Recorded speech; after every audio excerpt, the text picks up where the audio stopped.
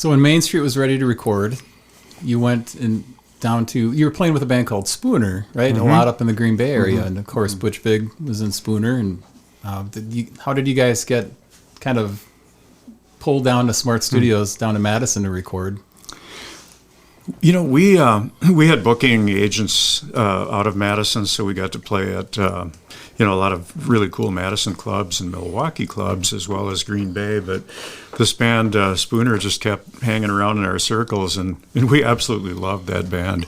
Yeah. They were fantastic, man. They would just come out and hit the stage on fire, and we looked up to them a lot. And so we ended up sharing the bill quite often with them at what was that big place in Madison? Well, Headliners. Headliners. Yeah. And so they were up at Lefty's too once in a while, and Butch said, we have this little studio in Madison, and we'd really like to record you guys. So we went down there and we started that project down there.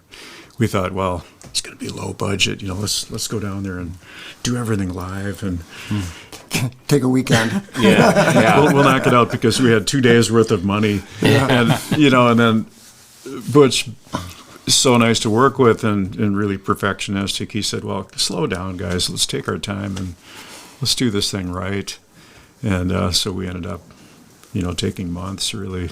Yeah. We thought we'd get the whole project done in the weekend, and we got bass and drums done. It's basically like, let's step back, get it done right. I think we had the rhythm tracks done in that weekend, but then went down to finish it. So that was recorded on tape at the time. So, I mean, were you doing you did the drums and the bass together, or you did the drums separate to like a click track or something? And then No, it was live. So we got together. Rhythm, guitar, bass, and drums in the takes, and then we working with 8 tracks, so the drums were on maybe 5 of those tracks, how many, and then they'd bounce them down, so then you'd have bass and then stereo drums on the 3 tracks of the 8, and so then we'd go back to do the overdubs to fill the other 5 tracks.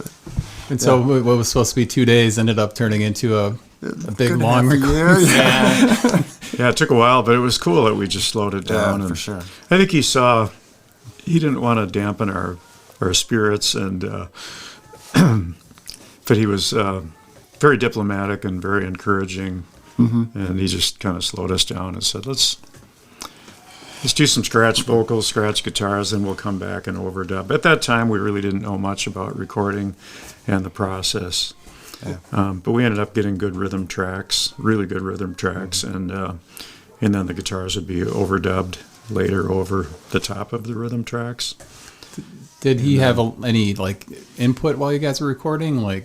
Did he maybe say to Dan, hey, play this part differently, or can you try this? Absolutely. Oh, yeah. I mean, the number of times we had to redo vocal parts is like, oh my God, I think I got one more in me. This is like take 50 of, running over the same vocal part. And he was a perfectionist. And, it's like, I remember him, Butch saying, there'd be a harmony. It said, sounds a little beady to me.